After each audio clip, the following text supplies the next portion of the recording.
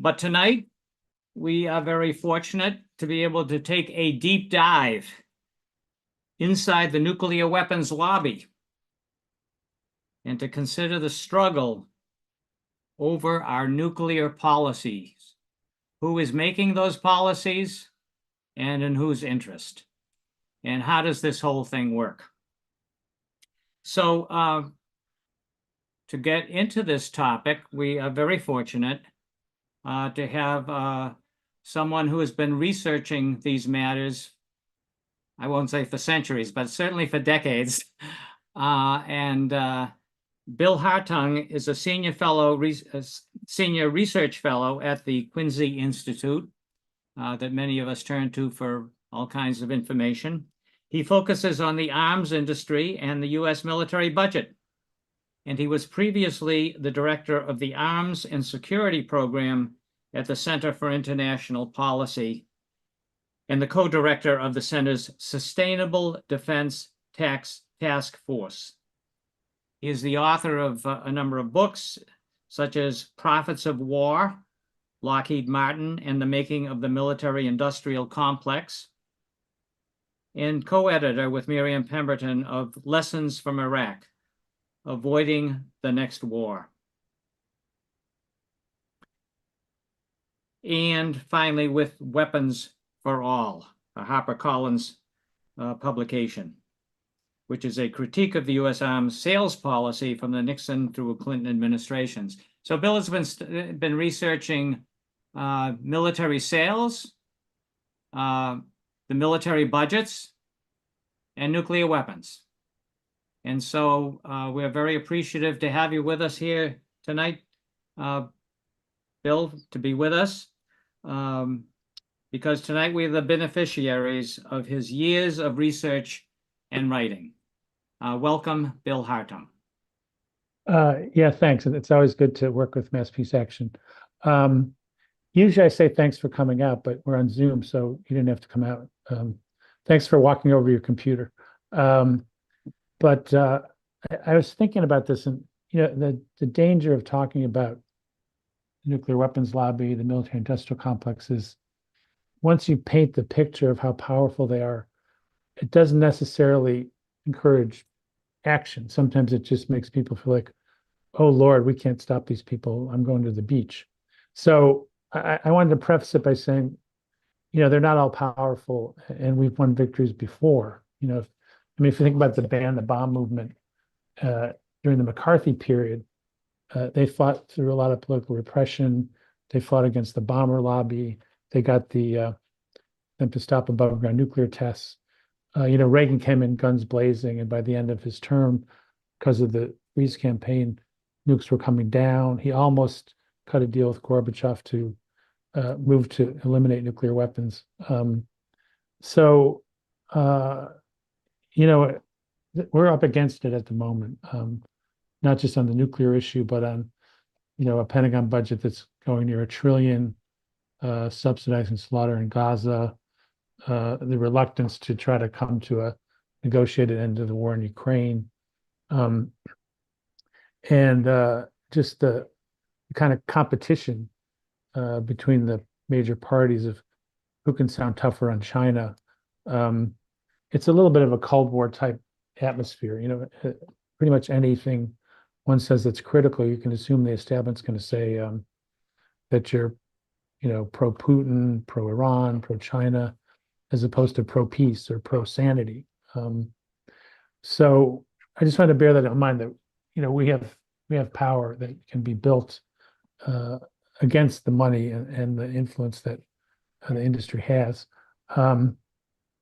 But it is kind of extraordinary. I mean, we were already in the midst of a buildup of nuclear weapons. It was supposed to cost $2 trillion over the next 30 years. New bombers, new land-based missiles, new submarines, cruise missiles, new warheads, pretty much everything they could create, that they were going to build a new one. And on top of this now, the hawks are saying that that's not enough.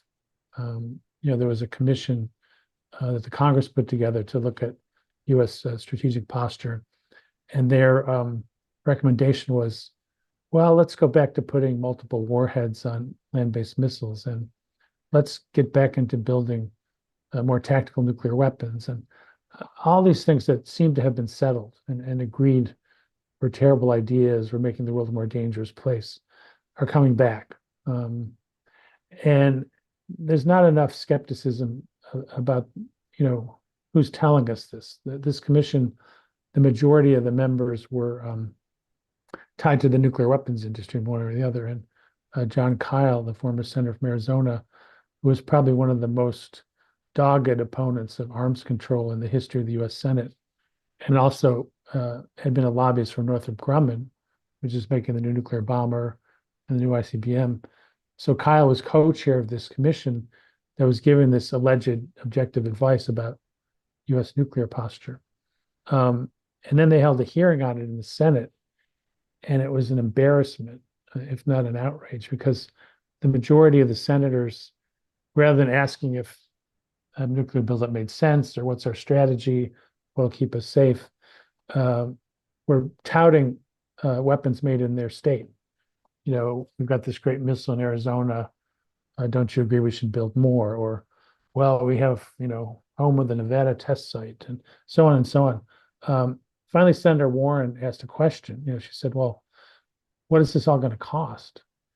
And Kyle said, oh, we didn't calculate that. It's too important to worry about what it's going to cost. And of course, a lot of the money is going to go to the contractors and the think tanks that the people in that commission are associated with. So on one level, it's deeply corrupt. It's a scam. And that has been true to some degree since the beginning. I mean, all the way back in the 50s, they kind of created this notion of the nuclear triad, being able to deliver nuclear weapons with land-based missiles, bombers in the air, and submarines at sea. And nuclear strategists in the establishment make it sound like this is some sort of sacrosanct concept. But what actually happened was, back in the day, Eisenhower was putting a lot of emphasis on the nuclear buildup. He didn't want to fight with troops on the ground. So he had sort of a high-low strategy, threaten countries with nuclear weapons or overthrow governments through coups, as he did in Guatemala and Iran. So the services, they saw that nuclear weapons, sort of the money was going to be. And the Air Force had a leg up because they had bombers. They were starting to build ICBMs. The Navy was feeling a bit left out. They wanted to build a gigantic aircraft carrier that could, carry nuclear bombers and such. And that idea was scrapped. Then they figured out how to put ballistic missiles on submarines. And then the fight began. Each of the services was pushing a different nuclear doctrine based on which one would need the missiles that they made or, deployed. So, so the Air Force said, well, we need precise strikes, and land-based missiles can do that, and we'll take out the other side's weapons. Navy said, oh, no, we just need deterrence. I mean, we'll hit whatever we hit. And, submarines are less likely to be, or less vulnerable. And they actually sent out current and retired admirals and generals to promote these dueling nuclear doctrines. And it had nothing to do with defense strategy. It was about getting a piece of the budgetary pie. And then finally, the Air Force was given charge of targeting. And if you pick the targets, you can kind of favor targets that favor the weapons that you want to see built. And so one of the admirals, after that happened, said, the Air Force was worse than the communists.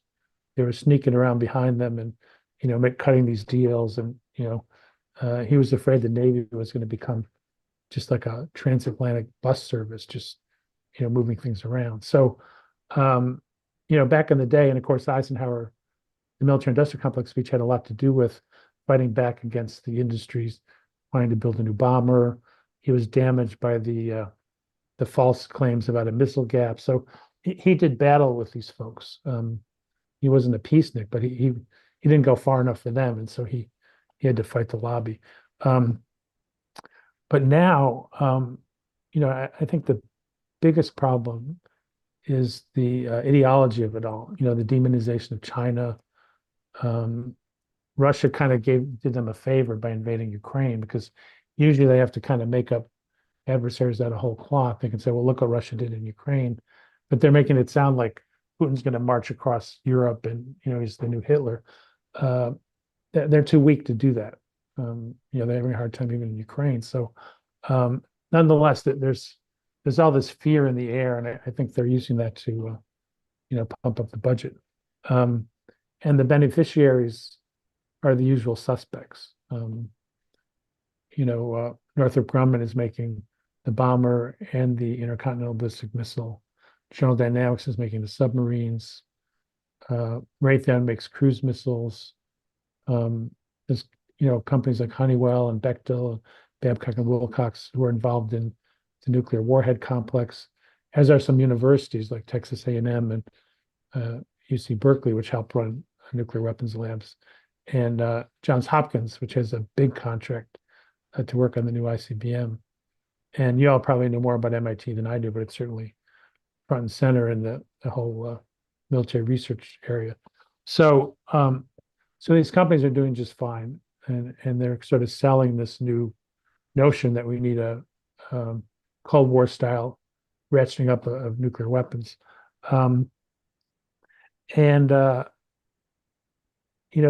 The argument that they're using is, well, China's, building up, and the US is going to have two nuclear rivals with, large arsenals, and China and Russia are going to gang up on us, and so therefore we need more nuclear weapons. But if you accept deterrence at all, you can be relatively small number of weapons will prevent another country from attacking you because they'll be hugely damaged in return. So China could build up, and it wouldn't make the US more vulnerable than it is now.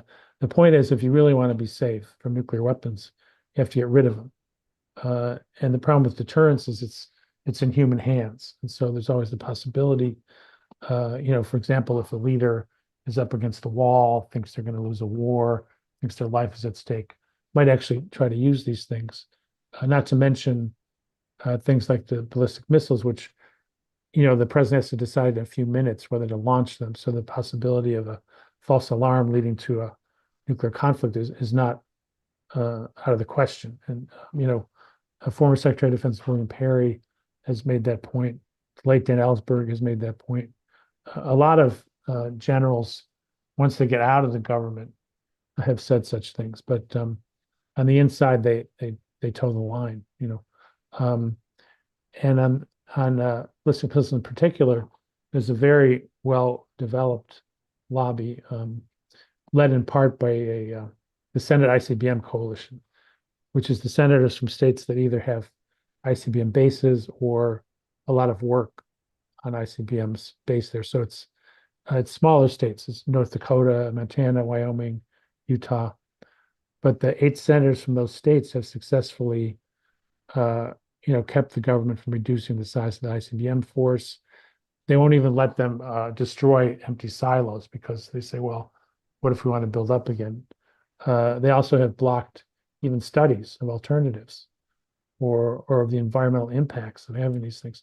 So they've got a long winning streak. And part of it is because of the balance in the Senate's been so close for so many years that, they'll go to their party and say, oh, you can't,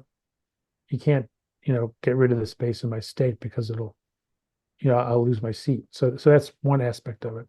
And then, of course, the companies spend a lot of money. There's really like 11 major contractors on the new ICBM. So it's not just Northrop Grumman, but Lockheed Martin and General Dynamics and other, powerful companies have a piece of the work. And so they give tens of millions of dollars to members of Congress, mostly the ones on the committees that decide what we spend on military equipment. And then those 11 firms, among them have 275 lobbyists. Not all of them work on nukes, but they have that capacity to ratchet up their lobbying as they need to. And of course, a lot of the people they hire to lobby came from government. So they know the ropes, they know how the acquisition process works, they can lean on their former colleagues. And a lot of the people in the military, in the Pentagon, are looking forward to retiring in the industry where they can make huge amounts of money, and so therefore they tend to go soft in terms of regulating these nuclear weapons producers or holding them accountable. And then I think also the think tank world is populated by people who make kind of pro-nuclear statements, arguments relentlessly. There's places like the Hudson Institute, which is sort of at the point of the spear of pushing for nuclear weapons buildup. And they are awash in money from contractors, military contractors in general, and nuclear weapons contractors in particular. So the ability to kind of penetrate all that with independent criticism is challenging, because a lot of the mainstream media gives undue respect to government officials, to corporate officials. There's not a lot of people at the big papers really looking into this stuff anymore. So there's more of a burden on us, on independent organizations and the peace movement, to educate the public in the first place so they understand how dangerous it is to be doing all this. And a few years ago, there was a survey about people's feelings about nuclear weapons, and a number of people said, "Well, oh, we still have those? I thought we got rid of them during the Cold War." So there's that kind of just not having any knowledge, and then there's kind of the simplistic view that more is better. Well, it's an insurance policy. We need more. It's better that we outspend the other side, and kind of downplaying all the risks involved.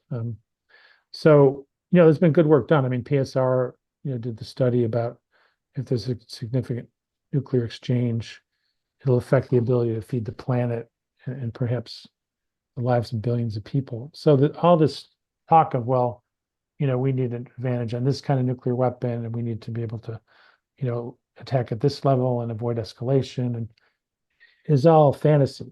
Once a nuclear war starts, there's not necessarily any stopping it, and it's going to be a disaster for all concerned. So, all these nuclear experts are trying to explain to us why you need to sort of fine tune your arsenal and build more. Some of them may believe it. I don't know. But some of them are basically cashing in, and it probably doesn't matter which it is. I mean, in some ways, the true believers are harder to budge. Anyway, the challenge for us is to, at the same time we're explaining why it's dangerous to keep these things around, is also to fight back on the economic front, because of course they say, well, there's jobs to be had. Although interestingly, Northrop Grumman, when they got the contract for the new ICBM, said, oh, there'd be 10,000 jobs, which in an economy where there's 167 million workers is really not a great number of jobs. And in Utah, they made a deal with the state government that, if we provide X jobs, you give us this level of subsidies and tax breaks and so forth.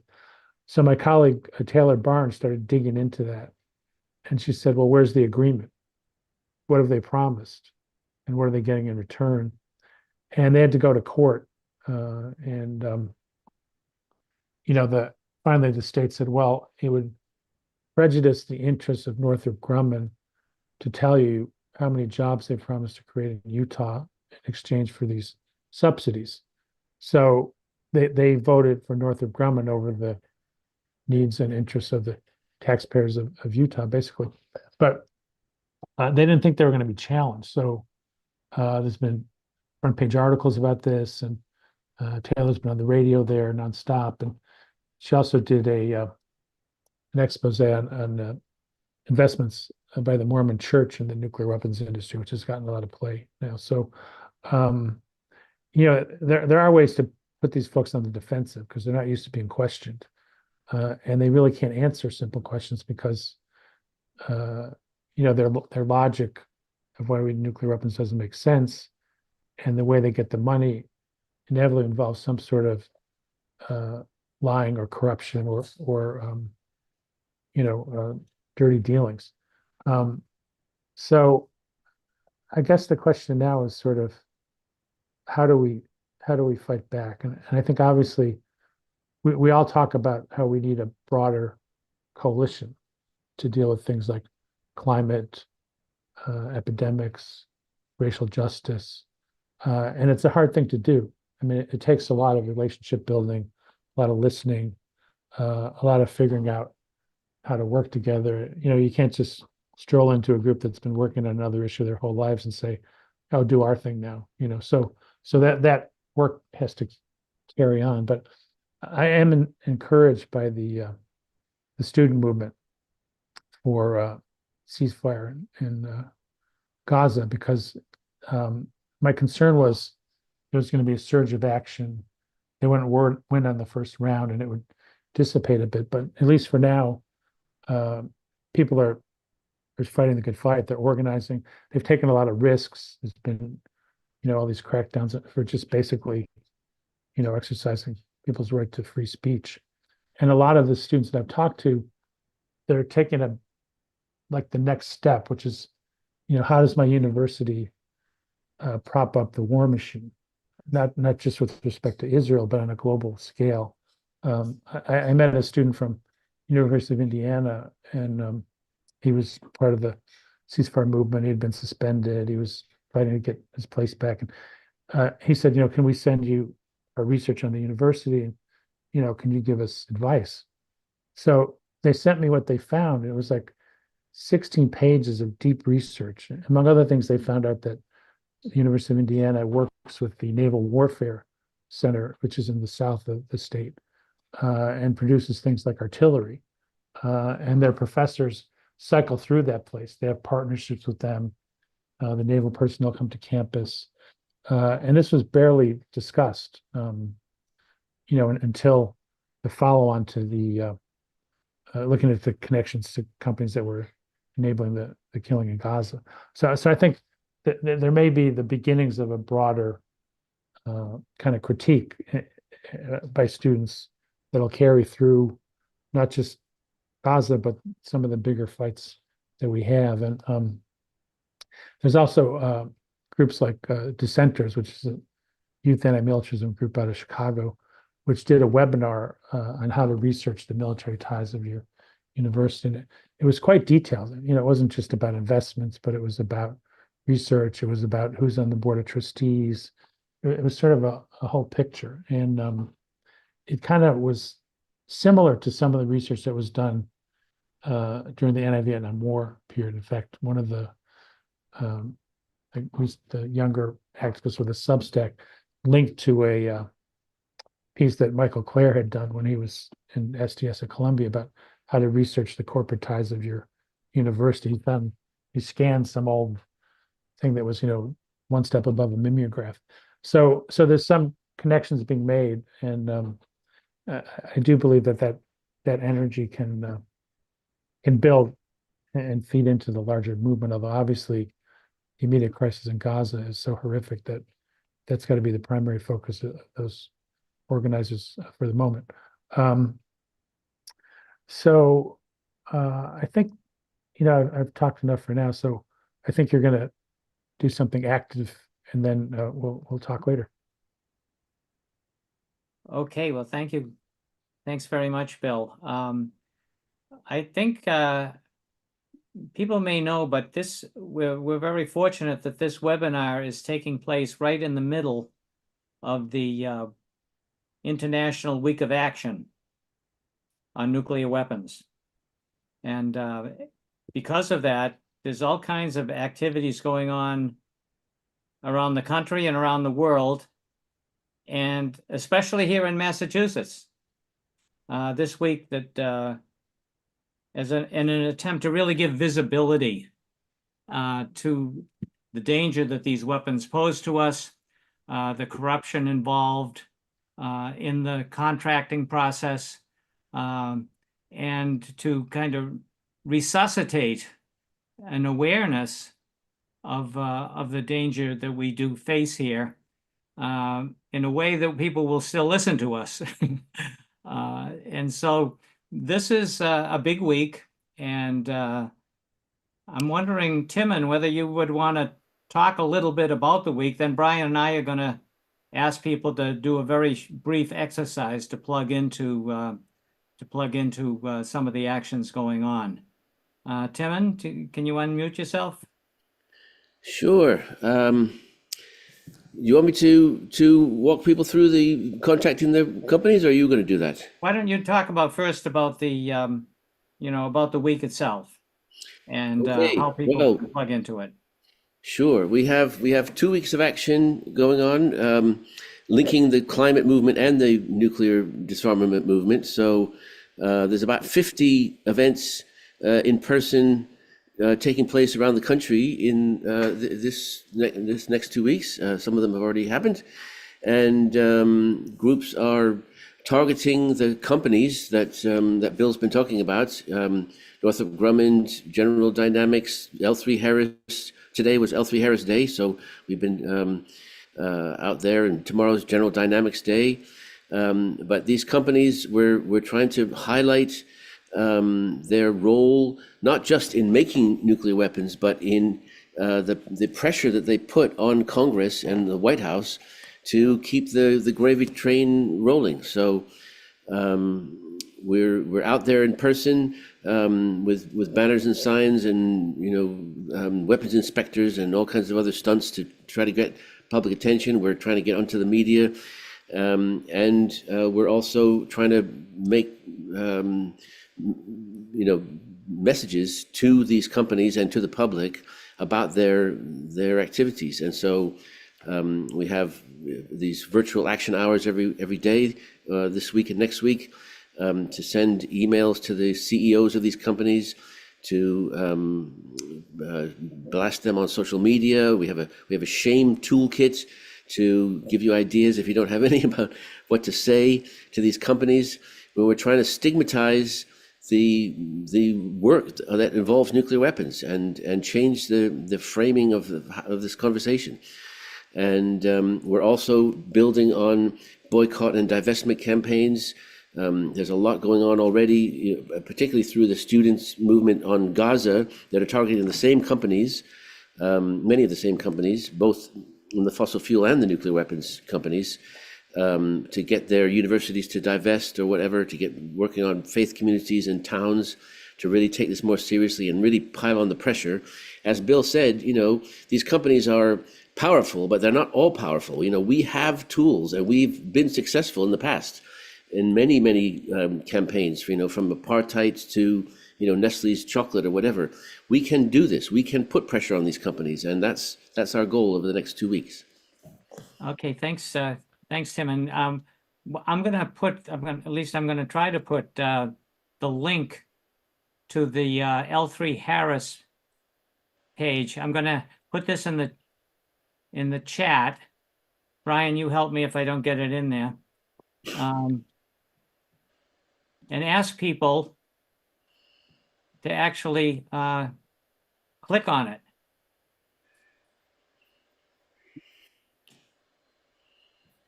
And to open up this page. I can. Oh, you got it. Does that work for people? Can you open that up?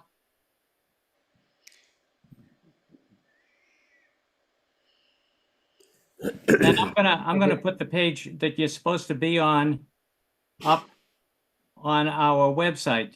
Did people get this?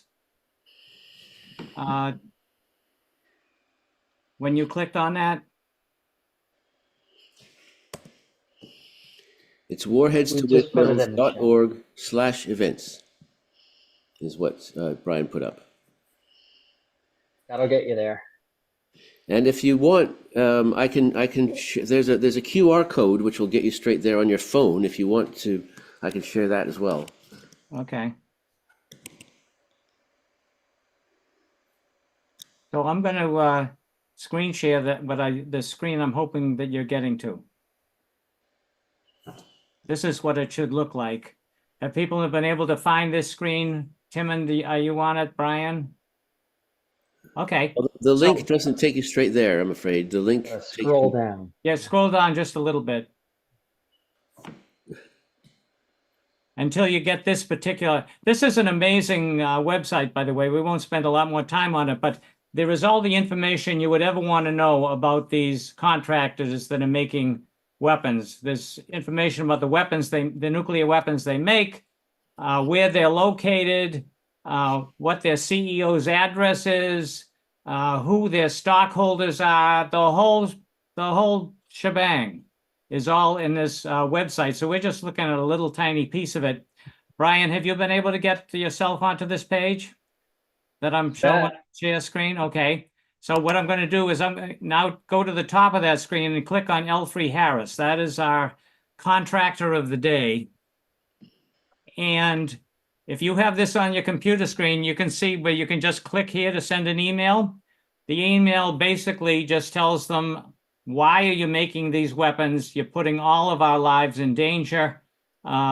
We don't buy what you're selling, and knock it off. Use your resources for more positive things for the world. So if I'm just going to click on mine, and it gives me the email that's going to be sent. The main thing is here where it says at the bottom, yours sincerely. Be sure you go to that and type in your name and your address. I wish I could type.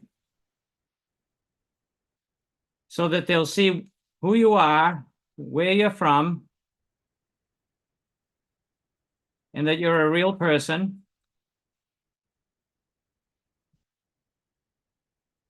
And then all I have to do is go down the bottom here and send it.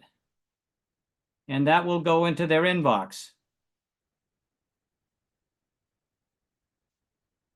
Now you notice up here, if you're still on this L3Harris page, that it also gives you their X accounts, Instagram, Facebook, and LinkedIn. I don't have any of these accounts, but many of you do. So if you do, this would be a great time, at least pick one of them, so that you can get into their account and send a message to them, telling them to get out of the nuclear weapons business. You're endangering the world just for the sake of making money. So knock it off. Okay. Oh, obviously whatever message you want to send. So we'll just give you 20 seconds more to do that, and then we're going to get back to our program.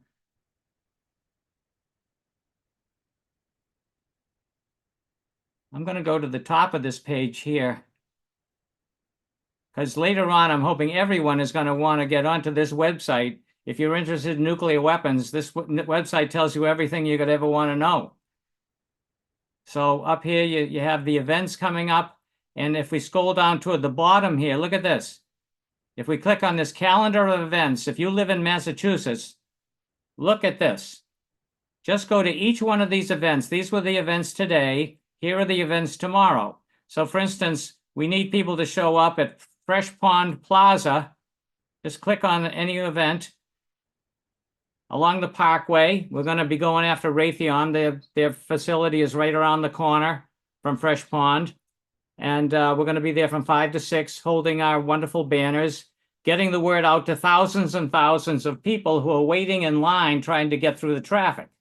Because there's no worse place to drive than Fresh Pond Parkway at rush hour in Massachusetts. So if you can join us there at 5 o'clock, that would be great. But if you can't, look at these other things. 9 a.m. We got this going out in Pittsfield, Massachusetts. In other words, these events are just for Massachusetts. So all of these, if you can get back on this later on, once we're finished this evening, you can go back to this and find events that are close to you. We need everyone to participate as much as possible. We're trying to make a big deal out of the nuclear danger and the fact that we're in it primarily because these companies want to make money. And they're just going to keep on stealing us blind unless more and more people are awake to what's going on. So let me end my stop share, because I know people will have, I hope people will have questions for Bill. So please join in on those actions that are going on across Massachusetts. On Thursday, we're going up to the big Raytheon plant in Andover, where there's groups has been there for 30 years protesting Raytheon and what they've been doing. And at 2:30 on Thursday, that schedule I just gave you lists all these events. Please see if you can make one of them. And if you can't make one of them, do more of the social media work, okay? There's all kinds of options all over this website on how to do that. So let us move on. If you have a question for Bill, please raise your hand. And in addition, Brian is going to be monitoring the chat a little bit here, but we'd prefer to have people ask their questions in person, which of course would ask people to limit themselves to no more than 45 seconds to 60 seconds so that Bill can get into the question. So do I see John McDonald, Brian? John McDougall, I mean. Indeed. I'll ask you to unmute yourself, John. Go ahead with your question. Can you all hear me Bill now? up, too. Yes. We hear you. Thank you so much. First of all, Bill, thanks so much. Huge amount of information and a lot of encouragement. I'm tremendously grateful. Before I get to that, a housekeeping thing. Could Brian or Paul kindly send to everybody the chat? Because I'm trying to save it, but at least the app that I have doesn't allow me to save the chat, which has a lot of really useful stuff. My question for Bill is particularly a parochial one for those of us from Massachusetts about Raytheon. And perhaps could you tell us in the form of sort of quick elevator speech, 2 or 3 key things ways that Raytheon is involved in nuclear weapons, and then maybe 1 or 2 particular ways to effectively discredit and shame Raytheon, sort of using the tactics that Tim and others were talking about. So Raytheon, if you would, Bill, that would be super helpful. Yeah. Well, speaking of Tim, I'm so thankful for all the research he's been doing on the, warfighter windmill stuff. It's tremendous. Well, I mean, they make the nuclear armed cruise missile, Raytheon does. They're involved in missile defense, which is connected to nuclear weapons because it's basically trying to give the illusion that you can protect yourself from these things, for one thing, therefore making it easier to keep building them. But also there's the notion of using a missile defense shield, however imperfect, if one were to attack another country. And in the case of China, I think because the US has been trying to encircle them with missile defense systems while we're doing a buildup, that's certainly one of the reasons they've gone from kind of a low-level 200 warheads a year approach to starting to build in earnest. I think the problem with Raytheon is the same as with all these big companies. They want to wrap themselves in the flag. They want to say they're protecting us. And we have to kind of drive home the consequences of what they're doing. And in the case of nuclear weapons, it's something that can happen. It's not happening at this moment, but the risks are increasing. The Bolton Atomic Scientist does a rough idea every year, and they say we're 90 seconds to midnight as kind of a metaphor for the risks of a nuclear conflict. So I think somehow you have to drive home that these are basically merchants of death, not our protectors. And I would focus on the leadership of these companies, which is cashing in a big way. $20 million compensation packages, and they're like taking money that from the taxpayer to buy back their own stock, jack up the prices. So between the corruption and the fact that they're making products that could end life as we know it, somehow we have to get past that barrier. I mean, some of them, for a while, Lockheed Martin almost tried to pretend they didn't make weapons. That they would say, "Well, we're a high technology integration company," Or there was an arms lobbyist I used to debate, and he said, "Well, Bill, most of the members of our association don't make things that go boom and kill people." And there was some truth to that because they were targeting so the other weapons could do such. But there's a lot of nonsense out there, and I think the companies get away with it when we don't kind of drive home the potential consequences of what they're doing. And of course, if you link it to the non-nuclear weapons that are used in war zones all over the world, I think it brings their reputation down a peg. I mean, they were among the greatest offenders in supplying Saudis war in Yemen. and their bombs were being found in, fragments with the serial number. And basically, there was no denying that they were doing it. And they were one of the few companies to just power through even after the regime murdered Jamal Khashoggi. And actually, one of the senators kicked the CEO of Raytheon out of his office because the guy was so obnoxious. So I think somehow building a picture of them, what they're doing now, what they may do, kind of their role as a company, it kind of lifts the veil of the idea that they're just good corporate citizens. And of course, they always say, "Oh, we only do what the government permits. We're just following government policy." But they've got all these lobbyists, and they've got all this money. They're trying to create a government policy that benefits them. So this idea that they're passive bystanders is nonsense.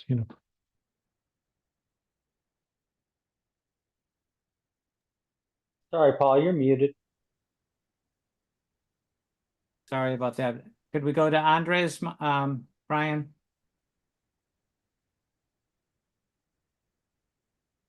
Thanks for the presentation, Mr. Hartung. Yeah, I I haven't seen you in days, Andres.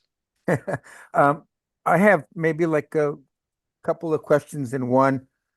I'm guessing that most of the people on the screen are organizers, so they worked on being educated about this topic. But I guess the perennial question, reaching people, reaching the public in the face of what you've outlined like this. I think Eisenhower called it the military-industrial congressional complex. Everybody's tied in terms of government monies and all that. How do we reach? Is it just the same old one-on-one, trying to get to the grassroots in whatever way we can? And then relatedly, I think that a lot of people perceive the military-industrial as being beneficial to them or their communities in some one way or another. That it's not true, but they see the economy's health as being tied into keeping things going as they are. And then the last thing, are both candidates right now for president compromised on this question? Are they both pretty much tied in to it, to the network that you've been talking about? And Paula, I like that. Is that a Renee Templeton poster behind you? It's I don't know who made Yeah, I it. think It's it been is. around. I've had it for so many years, I've forgotten. New Mexico, I believe. New Mexico. Thank you. Yeah, that's the most important question that Andres is raising, because you can have all the research in the world and all the ideas in the world, but if there's not organizing and power behind it, it doesn't carry the day. And it's amazing how many think tankers in DC don't acknowledge that. They just think, oh yeah, we're going to do a report, we're going to have a better idea, they're going to see the light. And it's not about that. I do think some of it is person to person, kind of that kind of meetings and so forth, because I think given the information environment we're in, this social media, the disinformation, I think sometimes you have to connect with a person to get past that, and really also to have a deep enough conversation to kind of unpeel some of those myths. In the 80s, when the movement was strong, it was kind of a mixture of fear and hope. Helen Caldicott was describing in gory detail what would happen if they dropped a nuclear weapon on your town or city. But there was also the Freeze campaign, which had specific actions people could take. A local resolution, the resolution of Congress, and that combination seemed to work. And of course, it was building on momentum because there was a large European nuclear disarmament movement. It was a lot of support from the African American community, which was not fully represented at that time. But Coretta Scott King was a member of Women's Strike for Peace. King spoke out against the bomb. He got a lot of flack for speaking about Vietnam and militarism. Is kind of like stay in your place, just talking about civil rights. And places that later kind of honored him at the time were kind of shameful. New York Times, Washington Post, attacking him for basically standing up against militarism. But I think some people say, well, we need memes, we need social media. I think anything that gets people's attention is useful, but you got to draw them into a deeper analysis and to action. And the problem with action is people feeling like they can make a difference, and I think a lot of people since they don't think they can make a difference, they don't see the point in learning more about the topic. And I think that's true across all kinds of issues that we have. So, I think we have to kind of claim our victories and explain that it's for the long haul. It's not going to happen tomorrow. Maybe it won't happen at all, but the point is we got to fight the fight. We got to get more effective. We got to bring more people in. And so part of it is just, yes, sometimes somebody asks me like, well, Bill, you've been doing this for 40 years and you haven't really made much progress. Why do you keep doing it? And it's partly because I'm stubborn, which isn't necessarily a great rallying cry, but happens to be the case. Like I don't think they should get away with it. I don't think they should be able to rob our money and threaten our planet and not have people speaking back with an independent voice. And I think we just have to amplify that voice. And a lot of that is probably going to come more through independent media than it is getting the mainstream media to come around. Although I think we should still pressure them to do, a better job. So, I think it's organizing is the least appreciated kind of skill in the foundation world that works on this. And but it's the only thing that's going to really make a difference, I think. How about the two candidates, Bill? Oh yeah.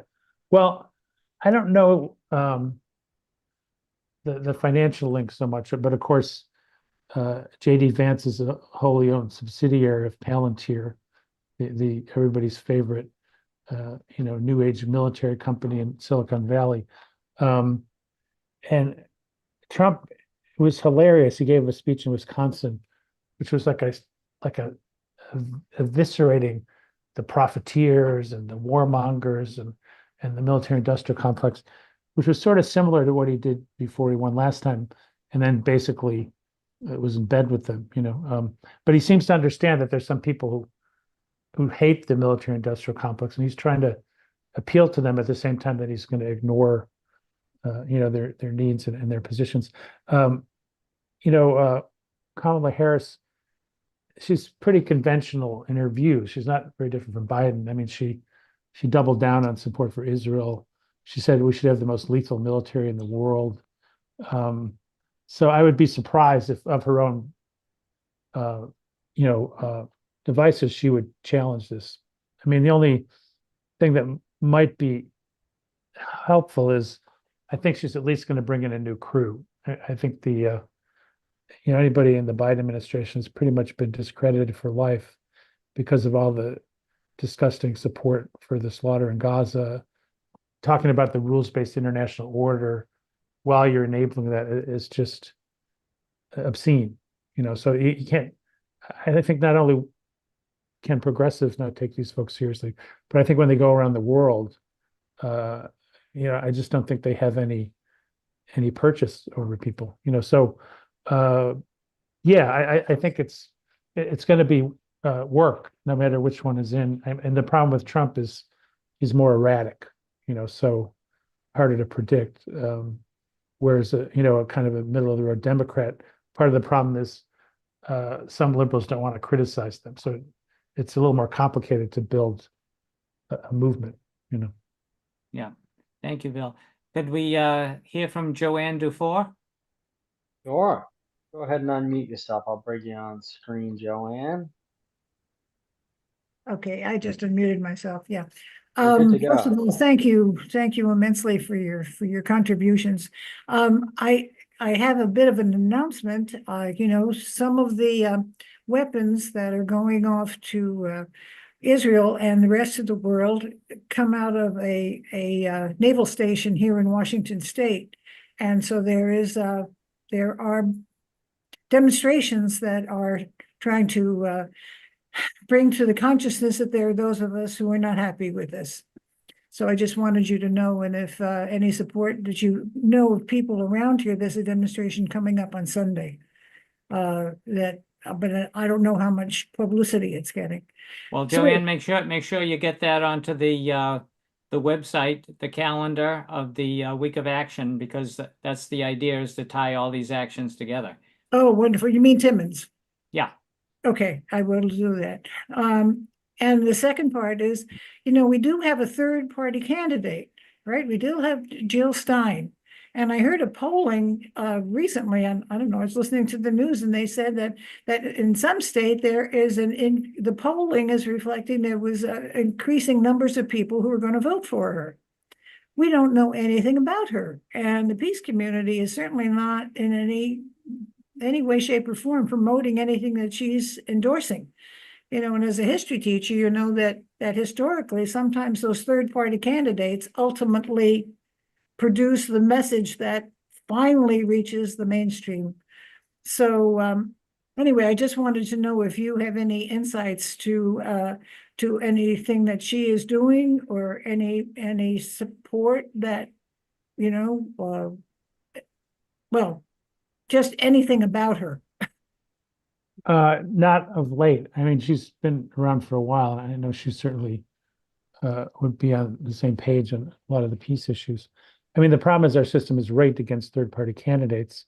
Mhm. However, as you said, there's been periods where a strong enough third-party candidate their ideas can prevail even if they don't win. And I don't know if she's in a position to make that kind of ripple. And of course, there's a lot of concern about not letting Trump in. So I don't know exactly what kind of momentum she has, but I think she should certainly get a hearing, because I think her positions would certainly be better than the mainstream parties. Yeah, and Maybe she's to been a include member, her she's on been the- a member of the peace movement for a long time. Yeah, but we're not even programming her. Right? I mean, she's this entity that you never hear about. And so we're not doing a very good job of supporting her. But Well, this very is a discussion that many groups are going through, and we haven't come up with an answer for that. No. Yeah. But let's keep talking about it. Thank you, Joanne. How about Jeffrey Bachtel, Brian? Jeffrey? Okay. Hi, Bill. Hello. That was a nice chat. That was a nice presentation you had. Now, this question I'm about to ask is extremely important. If it's true, then this could actually help us in the fight back against the Profiteers of Armageddon. Okay. Is it true that all the Profiteers of Armageddon would either lose all their money, or all their money would be rendered useless in the immediate aftermath of a global nuclear holocaust or Armageddon or war? Yes, which is one of the great contradictions of all the folks who are stoking this to make a little money, is that they're in the same boat we are, if any of this happens. So it's almost like a derangement syndrome, that they're so focused on the money that they don't see the reality in front of their faces. And so that's always puzzled me a bit, that there's still that strong kind of support for this. I think some of them they're in denial. They kind of believe that these are, you're going to pile these up for defense and they're not going to get used, which is just not rational, So, but I think that notion could help us pick off some of those people in those elite circles, if you could force them to confront reality. Good. Thank you, Jeffrey. You're welcome. Let's go to Alfred Meyer.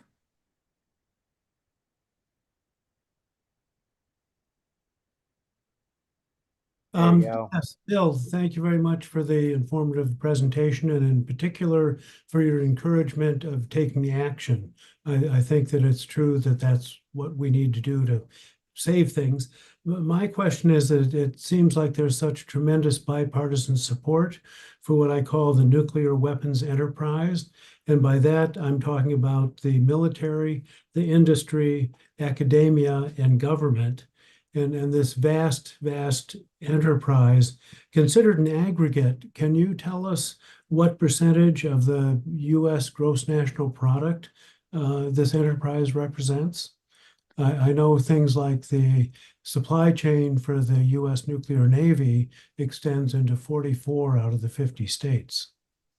Well, I mean, the Pentagon budget as a whole, of which the nuclear budget is a subset, is pushing up to about 4% of GDP. So to me, it's not like it's the foundation of our economy, but it's important in key places, and they're very good at exploiting the dependency of those places for political gain. Like in southeastern Connecticut, they build nuclear submarines, and my friend Miriam Pemberton has done quite a good book on how you would develop economic alternatives to the military, but it's ultimately a political problem. I mean, if they get $1 billion in southeastern Connecticut to build a submarine, there's got to be an alternative of similar size if they're going to get out from under that dependence on the Pentagon. If they just take that money away, you've got machinists who are making a decent living competing to be a greeter at the local casino. So there's really that kind of priorities problem, which is clearly deadlocked at the moment in Washington. And also a lot of the people who go on the key committees, armed services, defense appropriations, don't go there because they want to talk about defense. They go there because it's a way to funnel money to their districts. So in the Senate, when they voted a couple of years ago to add tens of billions of dollars more than what the Pentagon asked for, Senator Warren on the Armed Services Committee was the only one who voted against it. The other 25 members voted for it.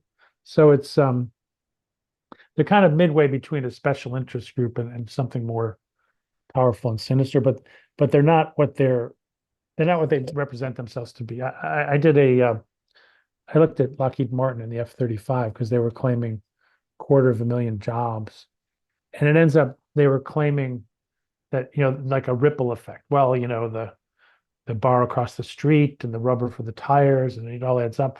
But they were vastly overstating that. So there was probably half the jobs they claimed, and a lot of the states where they said they had a presence, it was like very modest. So point one is they try to exaggerate their economic impact, but on the other hand, sometimes for a member, it doesn't take much. I mean, if there's 100 jobs in their district and they're going to be held responsible for them disappearing, they're still reluctant to take action.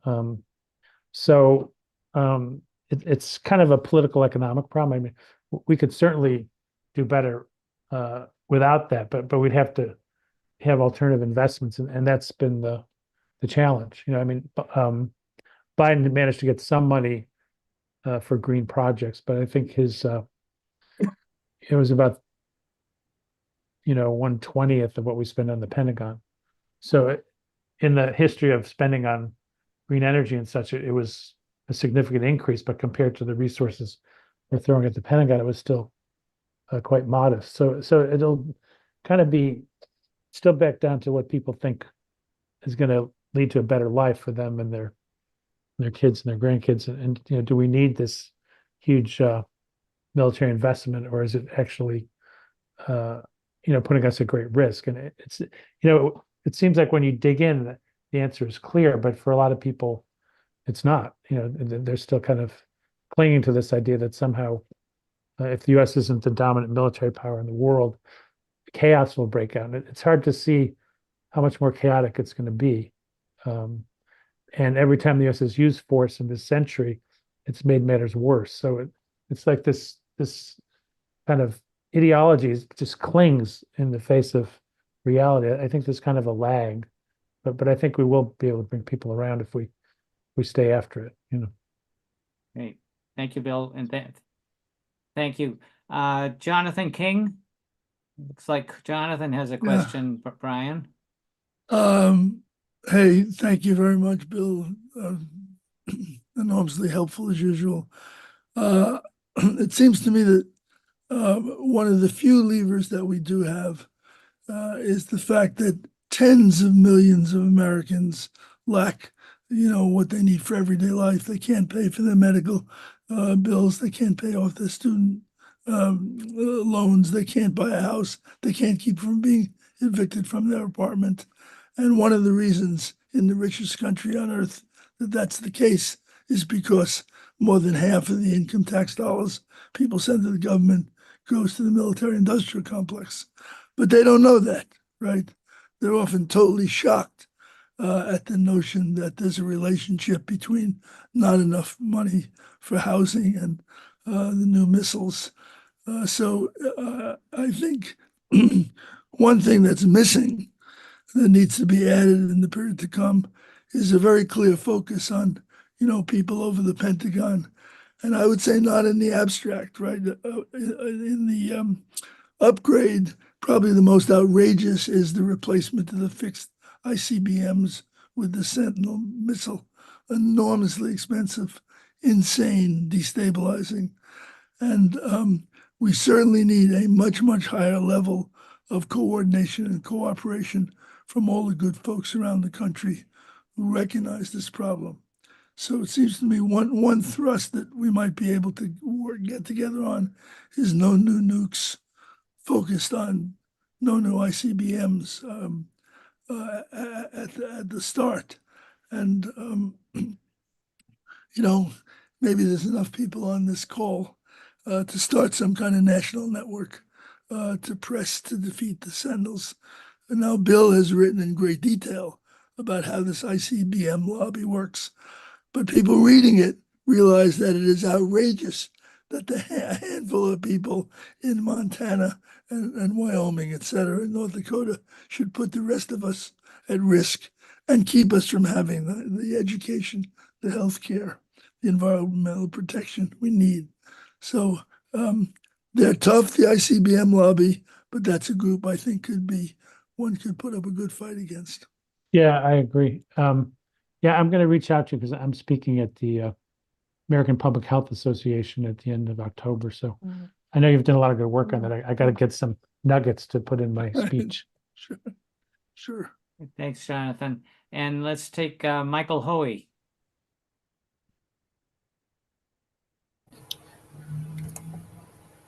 Am I unmuted? Yes, you are, Michael. The question I have, you mentioned the traditional three ways that the nuclear industry has been in the past, the air, the sea, and the land. But I'm wondering with some of these new commands, if they're integrated. So is cyber command somehow integrated into it, or what do you call all the different new commands they have, like special forces, or there's a couple I'm missing, the Space Force, and I think there's a couple more, but instead of just, the Army, Navy, and Air Force, it seems like we have all these different commands. So is there a nuclear element with some of these other divisions, or is it just the original three? Not directly, but they have this concept called integrated deterrence, which is basically an escalatory ladder from non-nuclear conflict all the way up. And of course, the Space Force does targeting and surveillance that's relevant to the to the nuclear weapons enterprise. And the Cyber Command is very concerned about people not hacking into U.S. nuclear systems, but also using cyber as the mode of attack on other countries.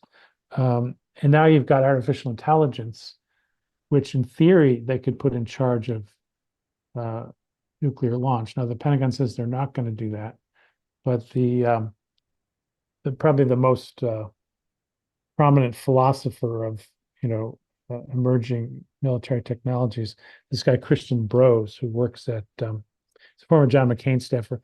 He's called the Chief Strategy Officer at Anduril, which is one of the more nefarious and strange new emerging tech startups. It's run by a guy who's 32 years old, who made his fortune with the Oculus virtual reality glasses and decided, hey, why don't I make weapons? And Peter Thiel gave him some money and he's off to the races. But anyway, Christian Brose wrote a book called Kill Chain and basically said, the winner of the next war is going to be whoever can have the shortest amount of time between when they identify the target and when they destroy it. And if that's your only concern, then eventually you're going to take humans out of the loop because humans are slower than a computer.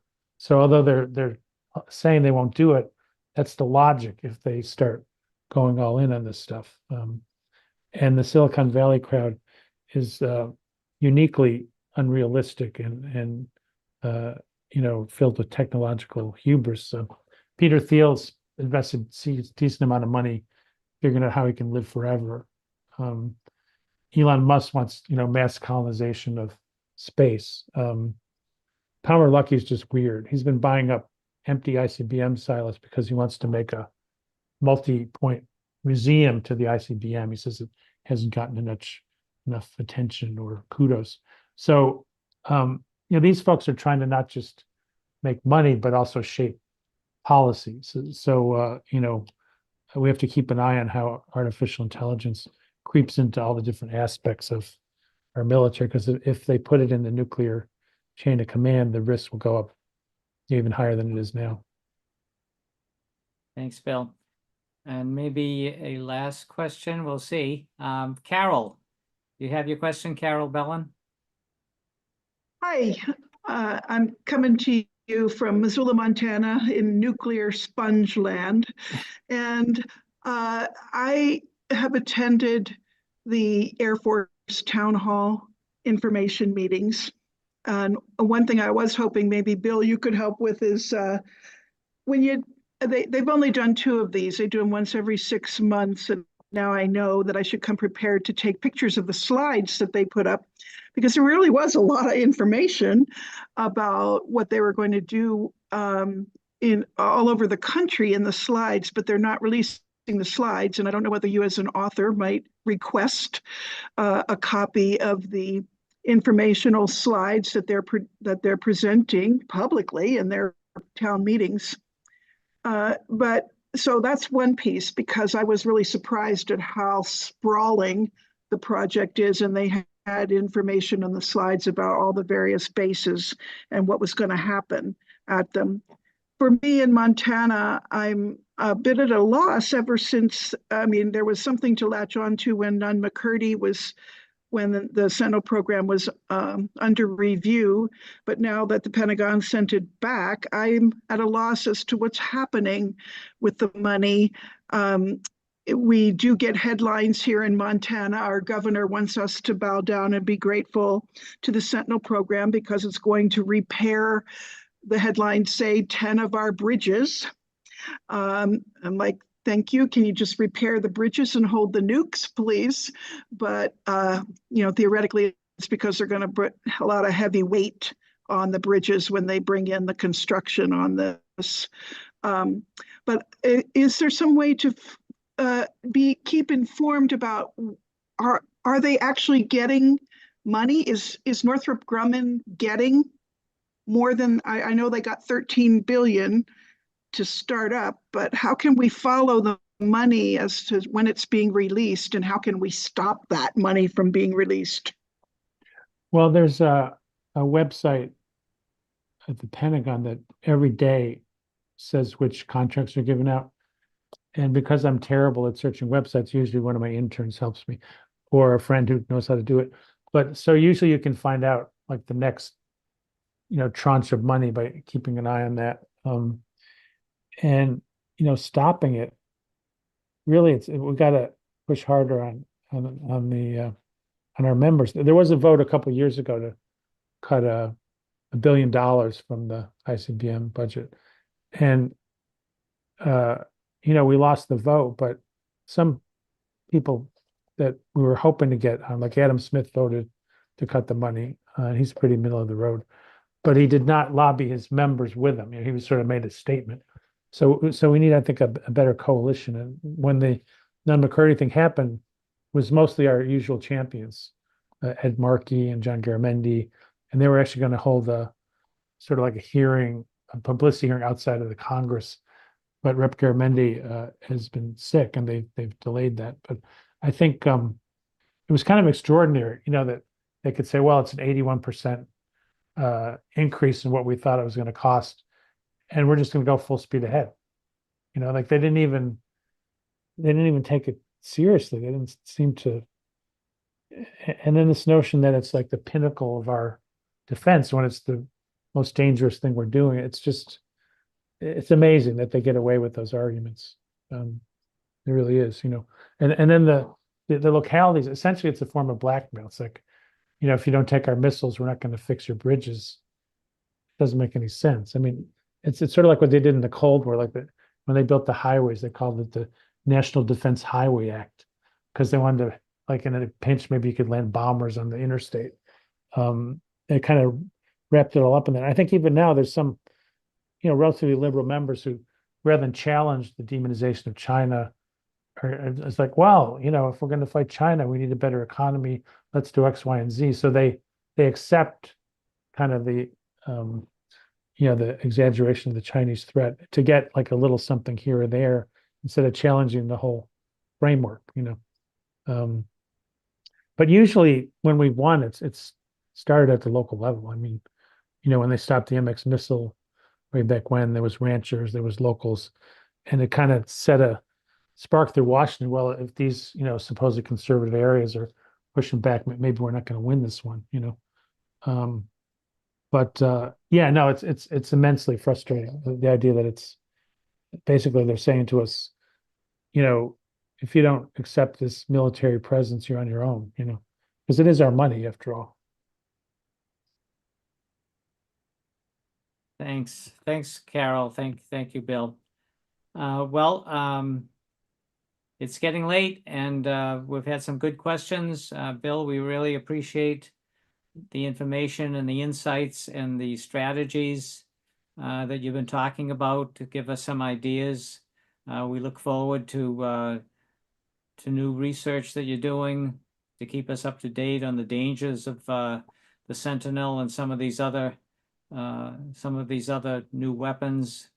And I will just say that everyone who registered for tonight's webinar will get a email sometime before the end of the week that will have a link to the recording that Brian has done of tonight's webinar. We'll also give you a link to Bill's research paper for the Quincy Institute, talking about these issues in some real depth. That I think there's information there that I think the specifics of which I think people will find really, really very, very helpful in their work. And we'll also, of course, include a link to the website for the Week of Actions, so people can kind of see if you can plug into that. So keep an eye out for that. But also, you may not need to use these resources because you already know what's in them, but keep in mind that your friends may find them very helpful. And if you think that people will enjoy tonight's webinar, please forward that link to tonight's webinar on to people that you think would find it very helpful in their thinking and in their work. Okay, so I think I want to thank everyone for getting on this Zoom webinar tonight. We have a lot of work to do, obviously. This is a critical area that we just have to tackle. We have no choice, and want to thank Bill for helping us out here. Yeah, and thanks everybody on the call who's organizing on this. It wouldn't really make a lot of sense to do research if there weren't people advocating for change. It would just be like a hobby. So I appreciate everything you're doing. Thank you, Bill. Thanks, everybody, and good night.